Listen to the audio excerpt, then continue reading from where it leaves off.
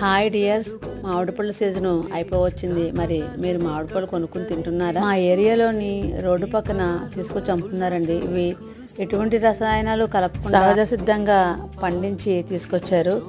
మామిడి పళ్ళు అంటే అందరికీ ఇష్టం కదా, పిల్లలు పెద్దలు అందరూ ఇష్టంగా తింటారు. నాకైతే ఇవన్నీ తీసుకెళ్ళి ఇంటికెళ్ళి ఎప్పుడెప్పుడు తిందామా అని ఉంది. అంత మంచి సువాసనతో ఉన్నాయి. ఈ మామిడి పళ్ళని వర్షాలు పడకముందే తినాలి. వర్షాలు పడితే మళ్ళీ పురుగు వచ్చేస్తే తినలేము. ఈ మామిడి పళ్ళని ఇంటికి తీసుకొచ్చిన తర్వాత వెంటనే తినకూడదండి.